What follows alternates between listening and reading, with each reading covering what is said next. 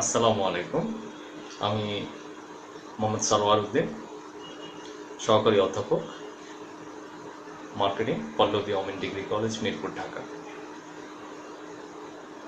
আজকে আমি অনার্স প্রথম বর্ষের স্টুডেন্টদের জন্য একটি আলোচনা করব। গুরুত্বপূর্ণ প্রশ্ন, বাজারে অবস্থান, নতুন একটি প্রশ্ন, বাজারে অবস্থান গ্রহণ কি, এর সংজ্ঞা। তার সাথে আরেকটি প্রশ্ন বেশ প্রায়ই জাতীয় বিশ্ববিদ্যালয়ের প্রশ্নপত্রে দেওয়া হয়, সেটি হচ্ছে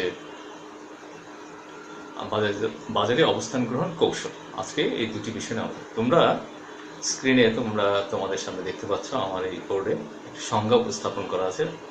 আমি মূলত এই বিখ্যাত লেখক ফিলিপ কটলার এবং গ্যারি আর্মস্ট্রংয়ের যে স্ট্যান্ডার্ড সংজ্ঞাটি, যেটা সবার কর্তৃক সমাদৃত, সেই সংজ্ঞাটি আমি প্রায়ই প্রতিটা অধ্যায়ে আমি আলোচনা করি। আজকেও সেরকম এই সংজ্ঞাটি নিয়ে তোমাদের সাথে কথা বলব। তো প্রশ্নটা ছিল, বাজারে অবস্থান গ্রহণ কি? তোমাদের কাছে খটকা লাগতে পারে, সে যাই হোক। আমি শুরুর আগে আমি সবাইকে শুভেচ্ছা এবং এই অনলাইন কার্যক্রমের সাথে যারা সংশ্লিষ্ট সবাইকে শ্রদ্ধা জানিয়ে আমি আমার পাঠদান শুরু করছি। সেই সাথে বর্তমান সরকার যারা এই টেকনোলজি, অনলাইন কার্যক্রম এবং ডিজিটালাইজেশনের জন্য কাজ করে গেছেন এবং করছেন, তাদেরকেও অসংখ্য ধন্যবাদ।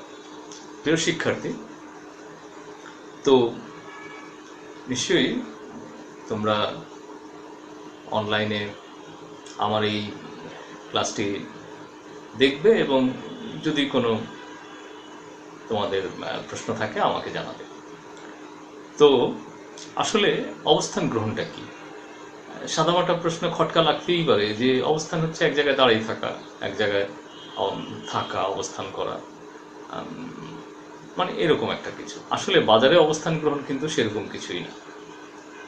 বাজারে অবস্থান গ্রহণ হচ্ছে এমন একটি ব্যাপার, বাজার বলতে আমি মার্কেটিংয়ের সেন্সে তোমাদেরকে শুরুতেই বলেছি, বাজার মানে ক্রেতা, অর্থাৎ একটি পণ্যের বা সেবার সম্ভাব্য বা নিশ্চিত ক্রেতার সমষ্টি হচ্ছে বাজার। এবং সেই বাজার এবং সেই বাজার অর্থাৎ ক্রেতাদের একটি পণ্য বা সেবা সম্পর্কে তার মনে যে ধারণা, সেটাই হচ্ছে ক্রেতার বাজারে অবস্থান গ্রহণ। অর্থাৎ বাজারে অবস্থান গ্রহণ বলতে সাদামাটা ভাষায় বললে বোঝায় কোনো জায়গায় অবস্থান করা, কিন্তু বাজারজাতকরণের দৃষ্টিকোণ থেকে এটা একেবারেই গ্রহণযোগ্য নয়। বাজারে অবস্থান গ্রহণ হচ্ছে ওই পণ্য বা সেবা সম্পর্কে বা পণ্যের গুণ বা দোষ ত্রুটি যাই থাকুক না কেন, মনে যে একটা প্রতিক্রিয়া। আমি সংজ্ঞাটি পড়লেই তোমরা বুঝতে পারবে। ফিলিপ কটলার, গ্যারি আর্মস্ট্রংয়ের যে বিখ্যাত সংজ্ঞা, সেটা হচ্ছে market positioning is arranging for a product to occupy a clear, distinctive and desirable place relative to competing product in the minds of target customer. নিশ্চয়ই তোমরা বুঝতে পারছো যে বাজারে অবস্থান গ্রহণ হচ্ছে অবিষ্ট বা লক্ষ্য, যাদের উদ্দেশ্যে পণ্যটি তৈরি করা হয়েছে, সেই লক্ষ্যস্থিতি ক্রেতাদের মনে পণ্যটির সম্পর্কে পরিষ্কার, একেবারে ক্লিয়ার, যেটাকে বলা হয় পরিষ্কার, স্বতন্ত্র, ডিস্টিংটিভ এবং কাঙ্ক্ষিত মানে ডিজায়ারেবল। এই যে তিনটি শব্দ সংজ্ঞার মধ্যে উল্লেখ করা আছে, নিশ্চয়ই তোমরা বুঝতে পেরেছ যে ক্রেতাদের প্রোডাক্ট সম্পর্কে বা সেবা সম্পর্কে একেবারে ক্লিয়ার, ডিস্টিংটিভ এবং ডিজায়ারেবল, এই সম্পর্কে ক্রেতাদের মনে যে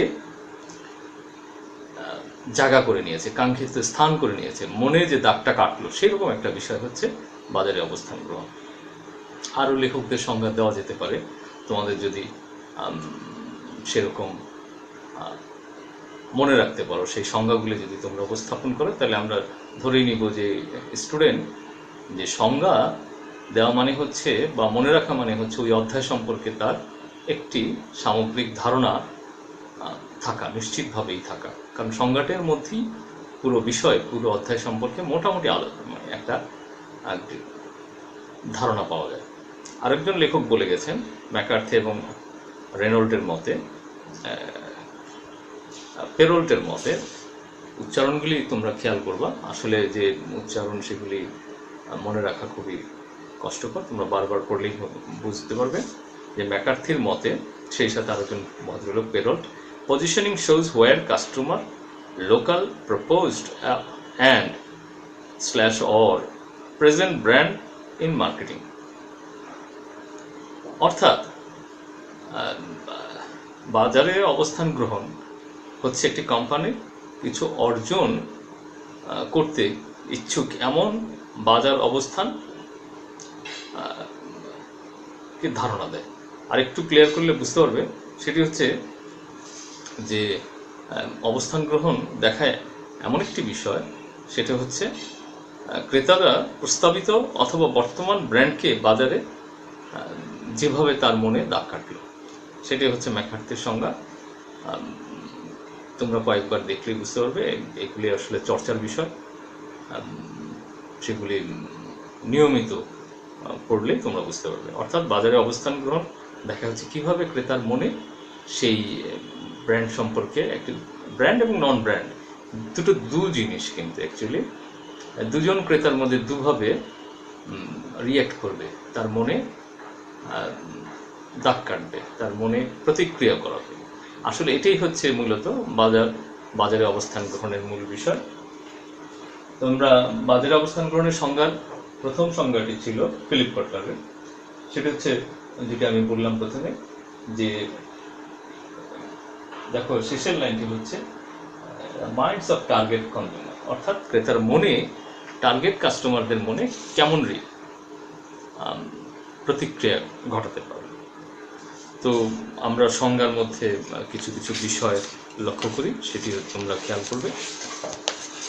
সেটি হচ্ছে, আমরা সংজ্ঞার আলোচনা দেখলাম যে এই সংজ্ঞাটি আলোচনা করে বোঝা যায় কয়েকটি বিষয় আমরা দেখতে পাই, যে বাজারে অবস্থান গ্রহণ হচ্ছে ক্রেতার মনে স্থান করে নেওয়া, অর্থাৎ মানে সেটা কিন্তু পজিটিভও হতে পারে, নেগেটিভও হতে পারে। অর্থাৎ একটি পণ্য বা সেবা ক্রয় করার পর ক্রেতা খুবই সন্তুষ্ট হতে পারে, অথবা ক্রেতা বা ভোক্তা খুবই অসন্তুষ্ট হতে পারে, দুটিই হতে পারে। অর্থাৎ মনে যে স্থানটা নিল, এটি সংজ্ঞার মধ্যে থেকে আমরা সংজ্ঞা থেকে বুঝতে পারলাম। আর দ্বিতীয় যে বিষয়টি দেখা যাচ্ছে, সেটি হচ্ছে এই একই পণ্যের যে অন্যান্য প্রতিযোগী প্রতিষ্ঠানগুলো আছে, তাকে আলাদা করতে ক্রেতা বা ভোক্তাদেরকে সহযোগিতা করে। অর্থাৎ বাজারে অবস্থান গ্রহণ প্রতিযোগী পণ্যের প্রেক্ষিত বা প্রেক্ষাপট সুনির্দিষ্ট করে। একজন ক্রেতা যখন বিভিন্ন মিডিয়ার মাধ্যমে জানতে পারে যে পণ্যটি বাজারে এলো, তা ওই ভোক্তা বা ক্রেতারা কতখানি উপকৃত হবে, এটি একটি অত্যন্ত প্রতিযোগিতামূলক বিষয়। প্রতিটি প্রতিষ্ঠানই চায় ক্রেতারা খুশি থাক, ক্রেতার চাহিদা পূরণ হোক। কিন্তু সেটি কি আসলে সম্ভব হয়? আমরা যতখানি বিজ্ঞাপন দেখি, সেই বিজ্ঞাপন আলোচনা করলে তোমরা লক্ষ্য করবা যে আমরা সত্যিই একেবারে 100% সন্তুষ্ট বা সন্তুষ্টি পাই, সেটা কিন্তু নয়। যাই হোক, এই সংজ্ঞার যে আরেকটি বিষয় আমরা সংজ্ঞার মধ্যে পাই, সেটি হচ্ছে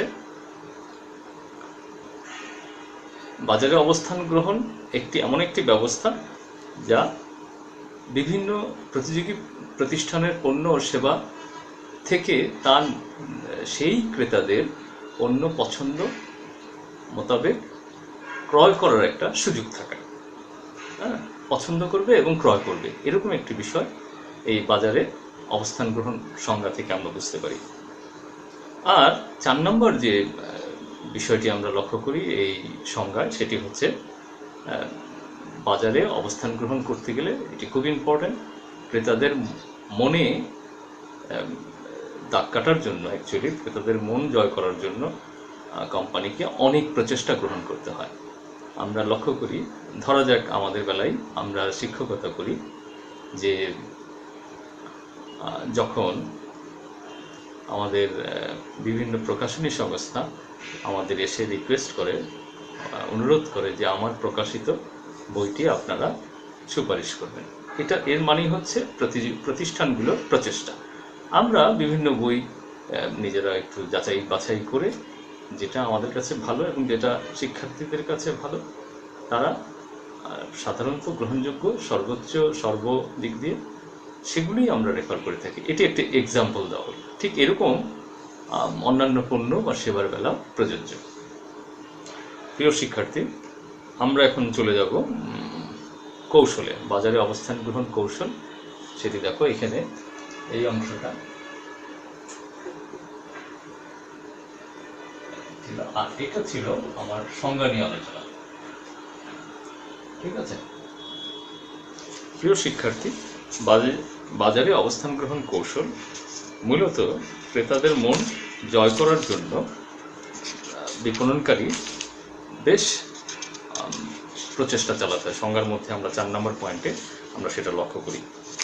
এই কৌশল গ্রহণ করতে যেয়ে বিভিন্ন প্রতিযোগিতামূলক প্রতিষ্ঠান অর্থাৎ বিপণনকারী প্রতিষ্ঠান তার পণ্য ও সেবা বাজারজাতকরণ করতে যেয়ে আমরা লক্ষ্য করি বিভিন্ন পণ্যের যে এত প্রচেষ্টা চালায়। প্রচেষ্টা কিন্তু এক কথায় তোমরা বুঝতে পারবে যে এটা আসলে মূলত আমি প্রসারমূলক কার্যক্রম, বিজ্ঞাপন, নিয়ন সাইন, বিভিন্ন ফেস্টুন, ব্যানার এবং পত্রিকার মাধ্যমে হোক, ফেসবুক হোক, এটাই হচ্ছে প্রচেষ্টা। পণ্য সম্পর্কে জানানো, ইনফরমেশন ছড়িয়ে দেওয়া পণ্য সেবা সম্পর্কে। তোমরা যখন ফেসবুক চালাও নিশ্চয়ই লক্ষ্য করো, সেখানে বাজার মার্কেটিংয়ের একটা চূড়ান্ত একটা ব্যবস্থা। মানেটা হচ্ছে বিভিন্ন উদ্যোক্তা তার পণ্য সেবা নিয়ে সে প্রচেষ্টা চালায়। অর্থাৎ ফেসবুকে যারা বিভিন্ন কাজে, গুরুত্বপূর্ণ কাজে কাজ করতে থাকে, তখনই ওই ফেসবুক পেজে বিভিন্ন পণ্য সম্পর্কে বা সেবা সম্পর্কে বিস্তারিত তথ্য তোমরা দেখতে পাও। এটাই হচ্ছে আসলে প্রচেষ্টা। খুব সহজ করে বললে এটাই বোঝানো হয়। প্রিয় শিক্ষার্থী, আমরা যদি কৌশলের কথা বলতে যাই, বাজারে অবস্থান গ্রহণ কৌশল, সেটা হচ্ছে একেবারে স্পেসিফিক কয়েকটা পয়েন্টের ভিত্তিতেই। যে কৌশল মানেটা কি? কৌশলটা হচ্ছে মার্কেটিংয়ের দৃষ্টিকোণ থেকে কৌশল একেবারে সাধারণ কৌশলের মতোই বাজারজাতকরণেও কৌশল ব্যবহার করতে হয়। কৌশল হচ্ছে, যার ইংরেজি হচ্ছে স্ট্র্যাটেজি। মানে একটা প্রতিষ্ঠান এমন একটি পদ্ধতি গ্রহণ করবে যে পদ্ধতিতে সে সফলতা লাভ করবে। মোদ্দা কথা, সফলতা মানেই হচ্ছে মুনাফা অর্জন। এটা বাজারজাতকরণে বা মার্কেটিংয়ের একমাত্র আমরা উদ্দেশ্যই বলতে পারি। যে ধরা যাক সারা বিশ্বের প্রতিটা বাজারজাতকারী প্রতিষ্ঠানের উদ্দেশ্যই হচ্ছে মুনাফা অর্জন, প্রতিটা প্রতিষ্ঠান। তবে আমরা ব্যতিক্রম একেবারে আছে, সেটা হচ্ছে অলাভজনক প্রতিষ্ঠান। তারা মুনাফার উদ্দেশ্যে নয়, তারা শুধুমাত্র জনগণ এবং প্রকৃতির পরিবেশকে রক্ষার জন্য অনেক বিভিন্ন প্রতিষ্ঠান আছে যারা মুনাফার উদ্দেশ্যেই সেই প্রতিষ্ঠানগুলো পরিচালনা করে। আমরা সেই ধরনের প্রতিষ্ঠান নিয়েও আলোচনা করব, কিন্তু মার্কেটিংয়ে প্রচেষ্টা বলতে যে শুধুমাত্র মুনাফার উদ্দেশ্যেই প্রচেষ্টা, অর্থাৎ মূল লক্ষ্যটা হচ্ছে প্রফিট ম্যাক্সিমাইজেশন। প্রিয় শিক্ষার্থী, আমরা বিখ্যাত লেখক যারা এই বাজারে অবস্থান গ্রহণের কৌশল সম্পর্কে বিভিন্নভাবে সহযোগিতা করেছেন, তাদের কথা না বললেই নয়। সেটি হচ্ছে বিখ্যাত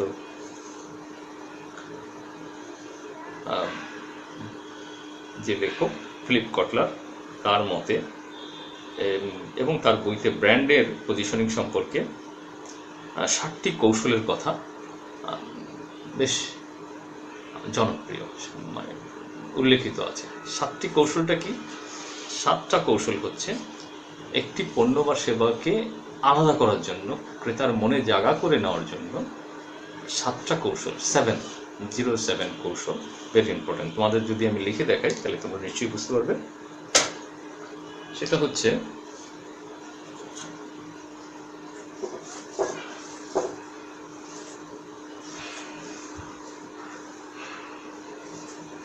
কৌশলগুলি তোমরা পয়েন্ট, মার্কেটিং এর বিষয়টা হচ্ছে আসলে পয়েন্ট মনে রাখা। প্রচুর পয়েন্ট থাকবে, সেই পয়েন্টগুলি তোমরা মনে রাখতে হবে।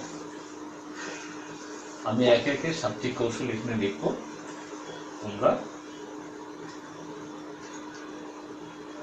অর্থাৎ এখন যেটা আলোচনা করছি কৌশল।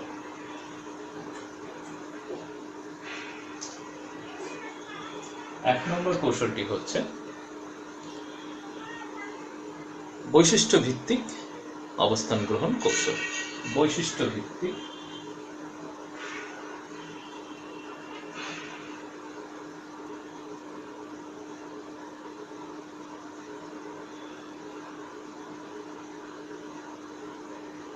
অবস্থান গ্রহণ কৌশল।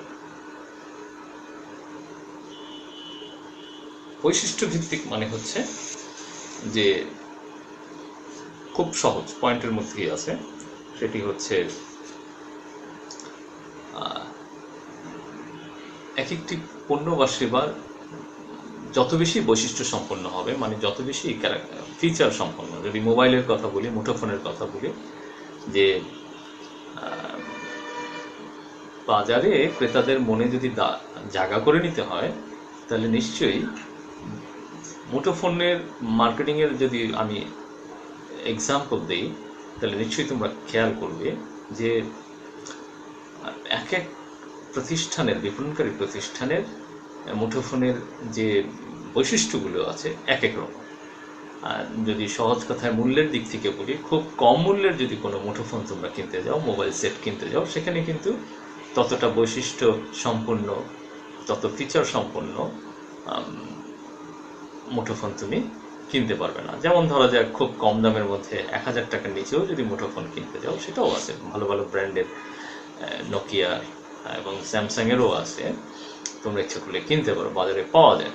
সাধারণত কথা বলার জন্য বেশ যারা খুব প্রান্তিক নাগরিক গোষ্ঠী আছেন, তাদের ক্ষেত্রে তারা এত বৈশিষ্ট্য সম্পন্ন পণ্য তারা অপারেটও করতে পারবে না, তাদের কাজেও লাগবে না। সুতরাং সেটি ক্রয় করা বাহুল্যতা মাত্র। এখন বৈশিষ্ট্যের বেলায় যদি আরেকটি উদাহরণ, এখানে এই একটি গেল কম দামের মূল্যের ক্ষেত্রে কম বৈশিষ্ট্য সম্পন্ন।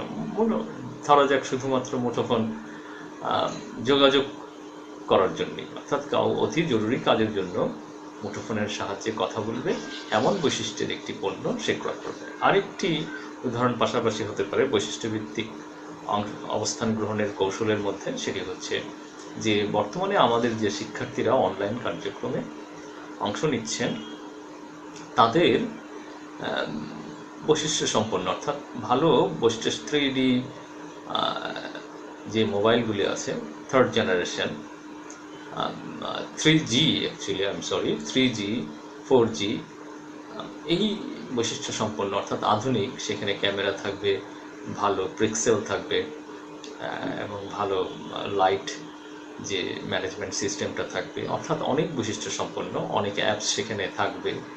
সেখানে তার শিক্ষক দূর শিক্ষণের যে ব্যবস্থাপনা, সেটি যাতে খুব সহজেই সে রিয়েলাইজ করতে পারে, সেই জন্য সেই আধুনিক সুবিধা সম্পন্ন, বৈশিষ্ট্য সম্পন্ন, অর্থাৎ ফিচার সম্পন্ন সেই মুঠোফোনটি ক্রয় করবে। এই ছিল প্রিয় শিক্ষার্থী অবস্থান গ্রহণের প্রথম কৌশল, অর্থাৎ বৈশিষ্ট্য ভিত্তিক অবস্থান গ্রহণ কৌশল। দ্বিতীয় যে কৌশলটি আছে সেটা হচ্ছে যে উপকার ভিত্তিক অবস্থান গ্রহণ কৌশল। উপকার, কোন পণ্য কিনলে কতটা উপকার, উপকার ভিত্তিক অবস্থান গ্রহণ কৌশল।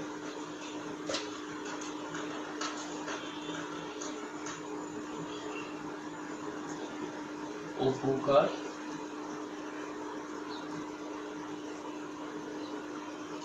ভিত্তিক অবস্থান গ্রহণ কৌশল। কৌশলীগুলো মনে রাখবে, উপকার ভিত্তিক। উপকার ভিত্তিক তাহলে কি প্রশ্নটা দাঁড়ায়, সেটি হচ্ছে মূলত পণ্য, আসলে প্রতিটা পণ্য থেকেই উপকার পেতে চায় ক্রেতা ভোক্তারা, এটির কোনো বিকল্প নাই। এখন সেটির ঠিক বৈশিষ্ট্যের মধ্যে মাত্রা যুক্ত আছে। যেমন ধরা যাক যে যদি খুব স্পেসিফাই করি, তোমরা লক্ষ্য করবে যে বয়স্কদের জন্য বিশেষ ধরনের ইনসুলিন, তাকে যেমন ইনজেকশনের জন্য তাকে এক ধরনের ইনসুলিন লিকুইড সেটা কিনতে হবে। সেটা কেনার পরে একটা দাম দিয়ে কিনবে, বাজারে প্রায় 400 450 টাকা দাম, এর বেশি দামেও আছে। এখন এই যে এই পণ্যটি কিনলো সেটি শুধুমাত্র শৌখিনতা নয়, এখানে সেখানে উপকার পেতে হবে, সেখানে তার বেনিফিটটা পেতে হবে, অর্থাৎ সেই রোগ উপশমকারীর যে বৈশিষ্ট্যগুলো আছে, যে উপাদানগুলো আছে, সেই পণ্যে থাকতে হবে।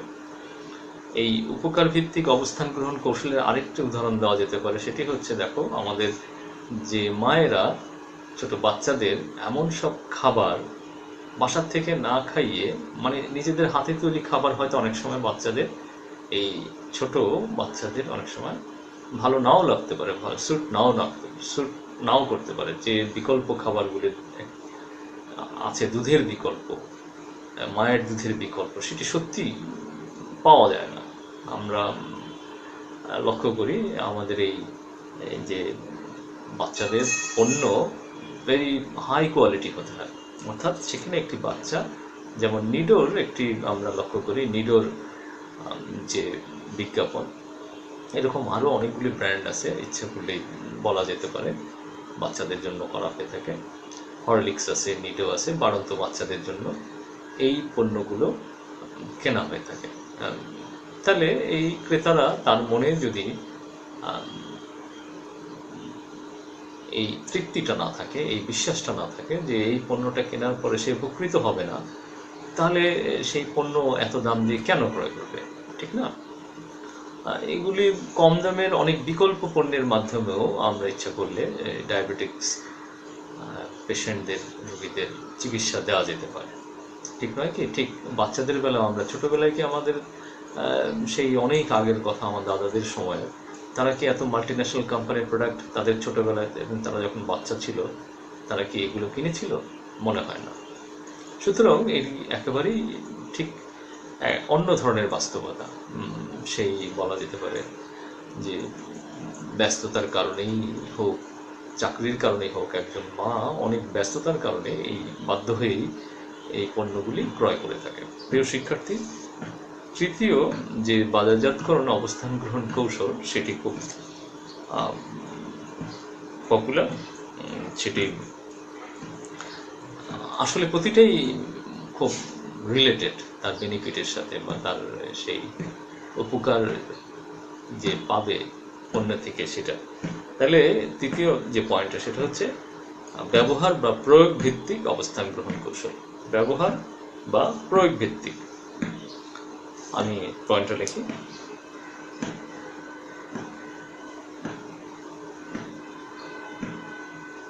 ব্যবহার বা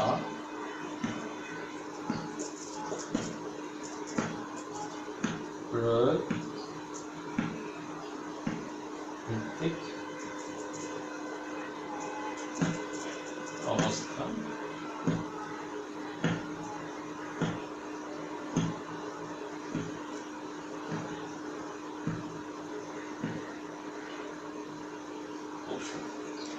ব্যবহার বা প্রয়োগ ভিত্তিক বলতে যেটা বোঝানো হয়েছে সেটা হচ্ছে যে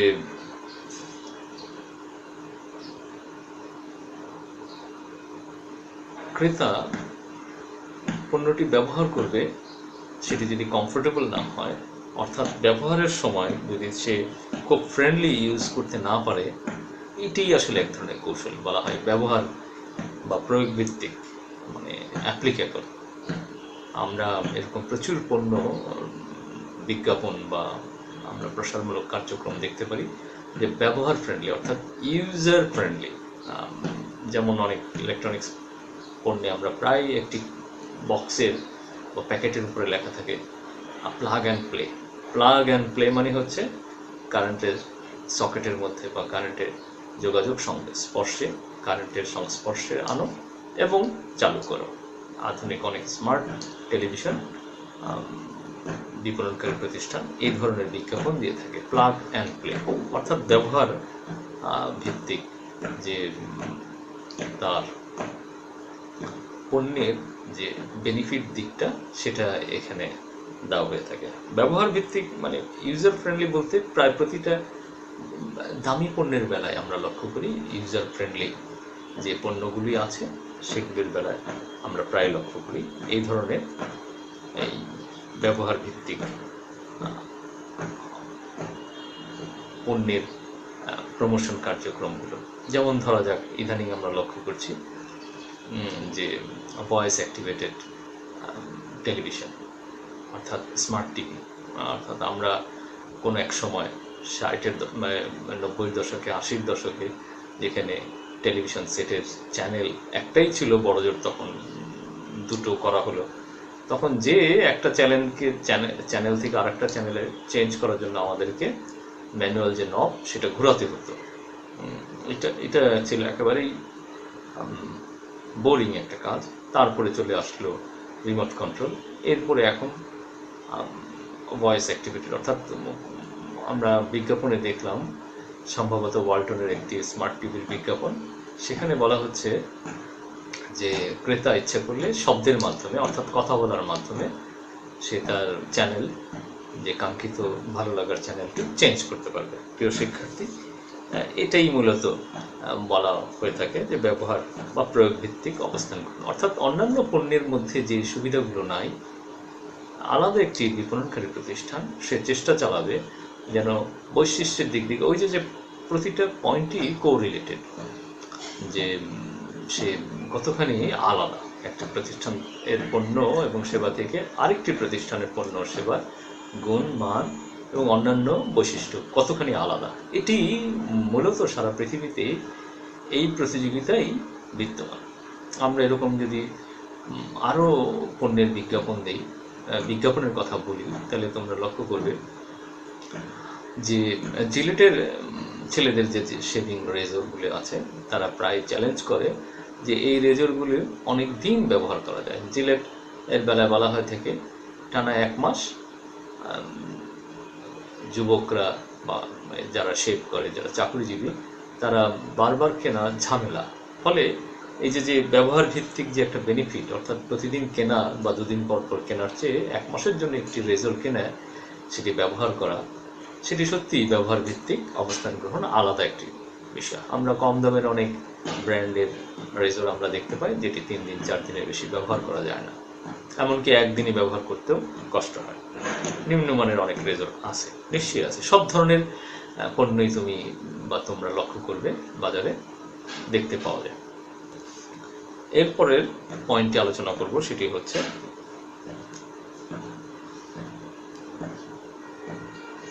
ব্যবহারকারী ভিত্তিক অবস্থান গ্রহণ কৌশল। অর্থাৎ এখানে যে ব্যবহার করবে, আমি পয়েন্টে লিখে নিই, ব্যবহারকারী ভিত্তিক। এখানে পণ্য সম্পর্কে বললাম আগের পয়েন্ট 3 নম্বর পয়েন্টে বলা হলো যে ব্যবহার ভিত্তিক বা প্রয়োগ ভিত্তিক, অর্থাৎ পণ্যটা কেমন আলাদা তার থেকে কতটা বেনিফিট পাওয়া যায়। কিন্তু পরের পয়েন্টটি হচ্ছে ব্যবহারকারীর তার আলাদা পণ্যের দরকার। একজন ব্যবহারকারী খুবই আলাদা, যেমন ধরা যাক যে যার চুলে খুব খুশকি, সে কিন্তু সাধারণ শ্যাম্পু ক্রয় নাও করতে পারে, শুধুমাত্র খুশকি নিরোধক যেমন ধরা যাক ক্লিয়ার শ্যাম্পুটি তার জন্য প্রযোজ্য হতে পারে। আমরা একটু দামি ব্র্যান্ডের বেলায় বলতে পারি সেলসান যে শ্যাম্পুটি আছে, মনে পড়ছে না খুব উৎপাদনকারী প্রতিষ্ঠান, আমার এতটুকু মনে পড়ছে যে খুশকি দূর করার জন্য এই সেলসান শ্যাম্পুটি খুবই কার্যকর। তাহলে 4 নম্বর যে কৌশল সেটি হচ্ছে ব্যবহারকারী ভিত্তিক অবস্থান গ্রহণ।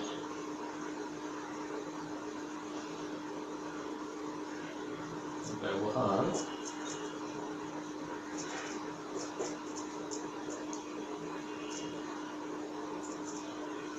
ভিত্তিক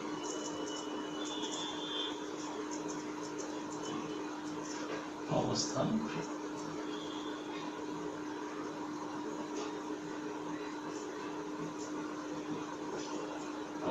প্রিয় শিক্ষার্থী, তোমরা বুঝতে পারছো আমি একটু আগে আলোচনা করছি, পয়েন্ট একটু পরে লিখলাম। অর্থাৎ এখানে দেখা যাচ্ছে যে যে ব্যবহার করবে তার জন্য এক একজন ক্রেতা, এক এক ক্রেতা গোষ্ঠী এক এক রকম। এমনকি অঞ্চলভিত্তিক ক্রেতা গোষ্ঠীও আলাদা। আফ্রিকার জনগণের যে গায়ের রং, তার আমি এখানে এই বিজ্ঞাপনটি খুবই আমার কাছে অবাক লাগে। ফেয়ার অ্যান্ড লাভলির বিজ্ঞাপন আমাদের ভারতীয় উপমহাদেশে, আমি সরি এই বাজারজাতকারী প্রতিষ্ঠানকে আমি ছোট করছি না, কিন্তু খুবই অবাক লাগে। এই ফেয়ার অ্যান্ড লাভলির বিজ্ঞাপন কি আফ্রিকাতে দেওয়া সম্ভব? অর্থাৎ যে আফ্রিকার, মধ্য আফ্রিকার, নাইজেরিয়া, ঘানা, কেনিয়া, এই যে দেশগুলো আছে, সেই দেশের মানুষগুলো প্রকৃতিগত কারণে, জেনেটিক কারণে তাদের গায়ের রং খুবই কালো। অর্থাৎ তাদের মেলানিনের পরিমাণ অত্যন্ত বেশি, যে বডিতে যে পিগমেন্টটি আছে সেটি অত্যন্ত কালো।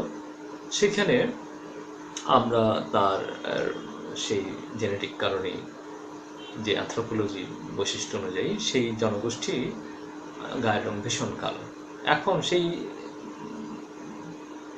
উৎপাদনকারী প্রতিষ্ঠান, অর্থাৎ সৌন্দর্য সবটাই সৌন্দর্য একটি আপেক্ষিক বিষয়। আফ্রিকার মানুষ কালো বলেই সে অসুন্দর তা কিন্তু বলা যাবে না।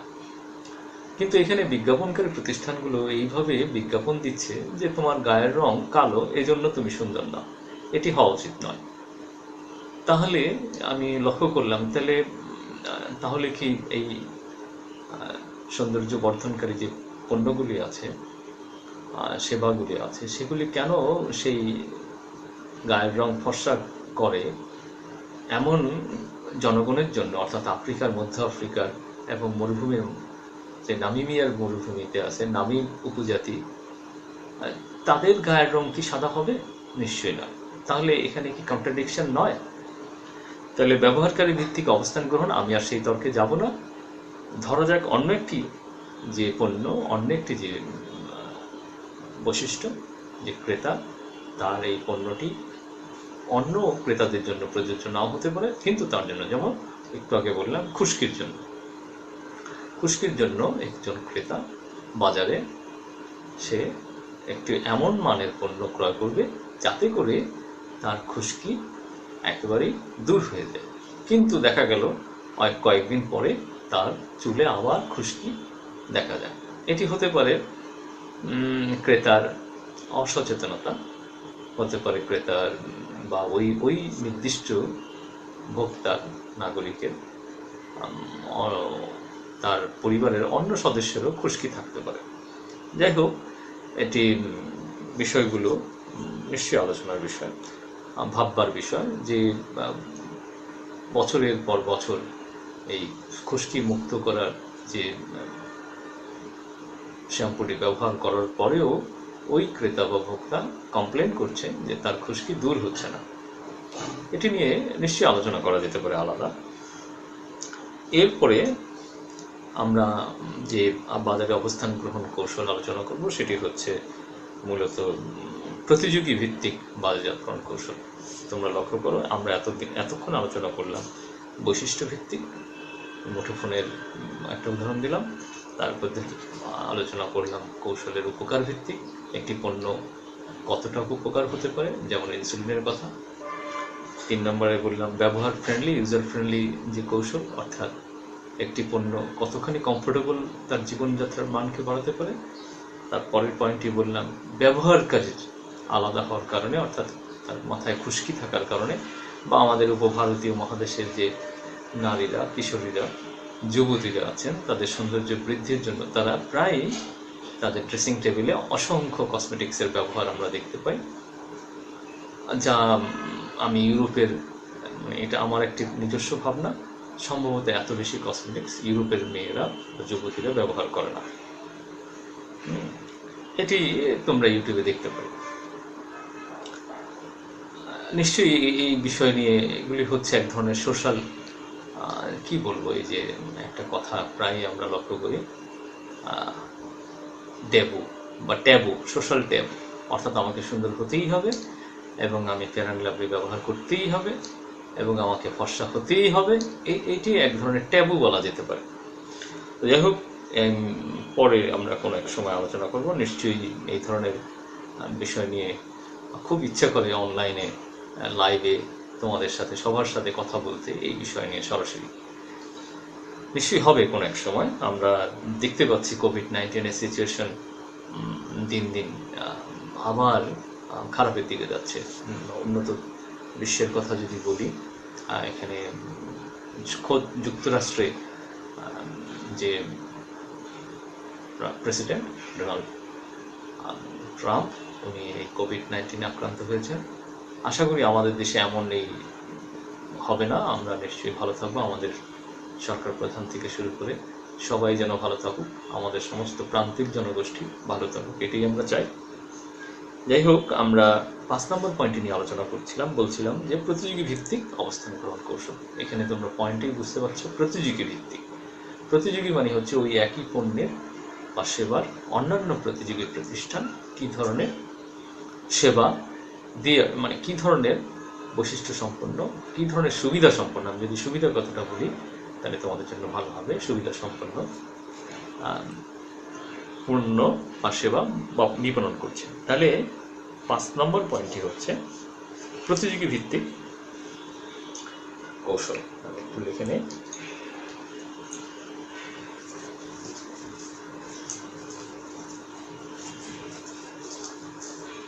এই বোর্ডটি চেঞ্জ করতে হবে, আসলে এই কালিগুলো খুব পার্মানেন্ট টাইপের।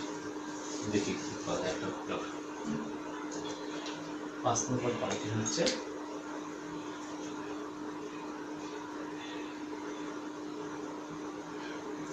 প্রতিযোগী ভিত্তিক অবস্থান গ্রহণ কৌশল।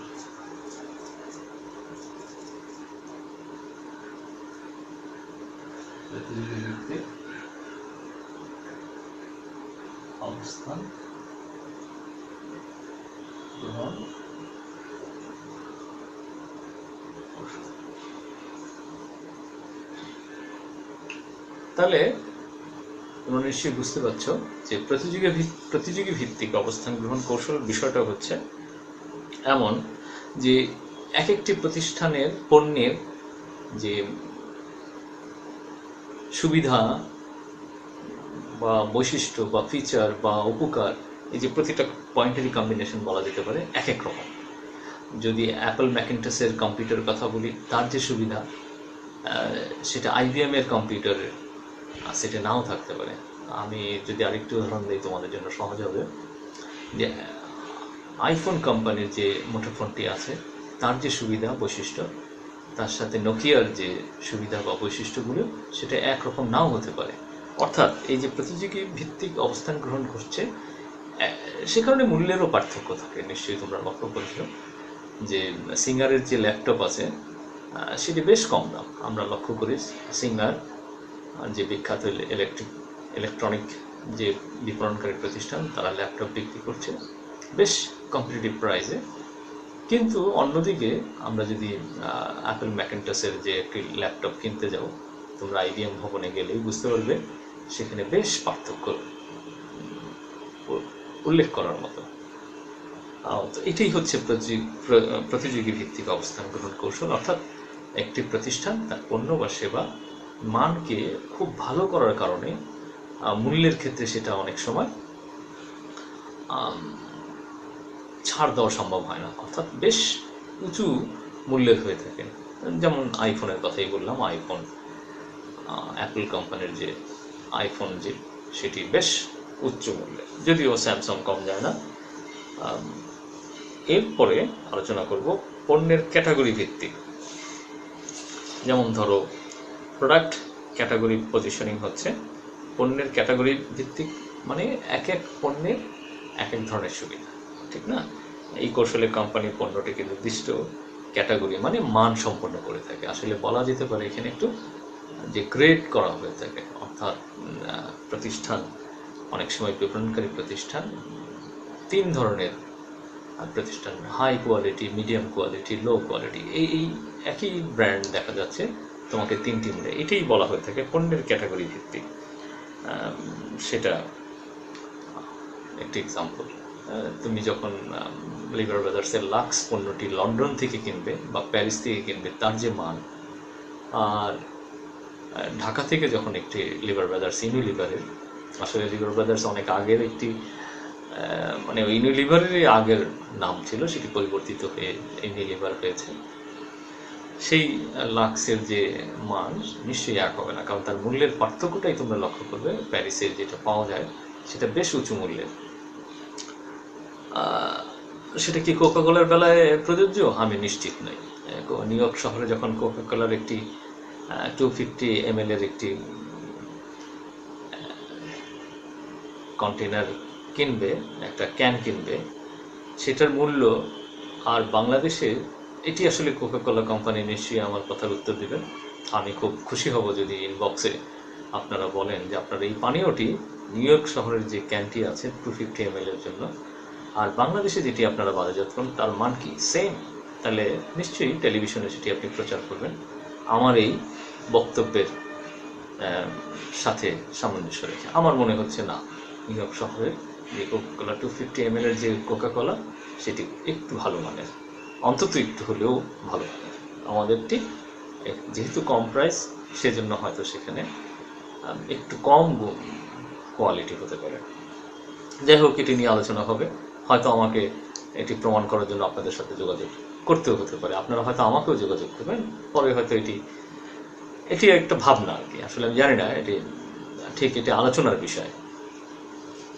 আর শেষের যে অবস্থান গ্রহণ কৌশল সেটি হচ্ছে মান বা মূল্যভিত্তিক। আসলে প্রতিটা পয়েন্টই সামহাও কোনো না কোনোভাবে কোরিলেটেড একটার সাথে আর একটা।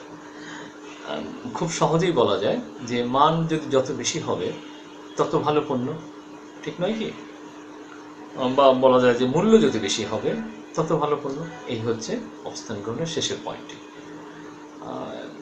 যেটা বলাই যায় যে একটা ল্যাম্বরগিনি যে 4 চাকার গাড়ি আর একটা টয়োটার 4 চাকার গাড়ি এক নয়, কিন্তু দামে এক নয়, অনেক দাম। একটা ফেরারি ইটালিয়ান ব্র্যান্ড, তার মূল্য অনেক বেশি, 5 মিলিয়ন হতে পারে।